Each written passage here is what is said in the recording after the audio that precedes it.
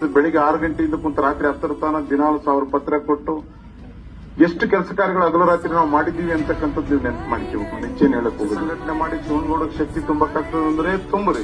ಸೋಮಣ್ಣವ್ರ ಮನೆಗೆ ಹೋದ್ರೆ ಬೀಗ ಹಾಕಿದ್ರೆ ಅವ್ನು ಒಳಗೆ ಕರ್ಕೊಬಾಡ್ರಿ ಅಂತೇಳಿ 58-60 ಸಾವಿರ ಮನಿ ತಂದು ಕೊಟ್ಟೆ ನಾನು. ಇವತ್ತು 224 ಜನ ಶಾಸಕರು ಸೇರಿ 25 ಸಾವಿರ ಮನಿ ಕೊಡಕ್ಕಾಗಲ್ಲ. ನಾನು ಒಬ್ಬನೇ 60 ಸಾವಿರ ಮನಿ ಕೊಟ್ಟಿದ್ದೀನಿ. ಇವತ್ತು ನಾನು ತಂದಿರತಕ್ಕಂಥ 1000 ಕೋಟಿ ವಾಪಸ್ ಹೋಗಿರ್ತಕ್ಕಂಥದ್ದು ಬಹುತೇಕ ನಿಮಗೆಲ್ಲ ಗೊತ್ತಿದೆ. ಎಷ್ಟೋ ಶಾಲೆಗಳು, ಕಟ್ಟಡಗಳು, ಬ್ರಿಡ್ಜ್ಗಳು, ರಸ್ತೆಗಳು, ಅದರ ಮುಂದೆ ನೀವು ಯಾಕೆ ಕೆಲಸ ಮಾಡ್ತೀರಿ, ಏನ್ ಮಾಡ್ತೀರಿ, ಯಾಕೆ ಪಾರ್ಟಿ ಕಟ್ತೀರಿ,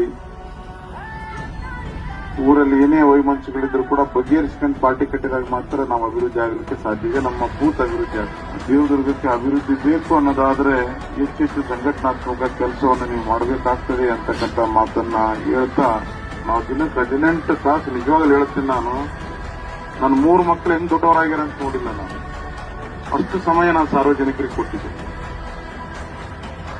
ನಾನು ಬೆಳಿಗ್ಗೆ 5:00 ಸಿಗ್ಲಿಕ್ಕೆ ಸ್ಟಾರ್ಟ್ ಆದ್ರೆ ರಾತ್ರಿ 11 ಗಂಟೆಗೆ ನಾನು ಜನರಿಗೆ ಸಿಕ್ಕಿದ್ದೀನಿ. ಮಾತಾಡಿನಿ, ತಪ್ಪಿದ್ರೆ ದಯವಿಟ್ಟು ಕ್ಷಮಿಸ್ಬೇಕಂತೇಳಿ ಕೈ ಮುಗಿದು ನಾನು ಮಾಡ್ತೀನಿ.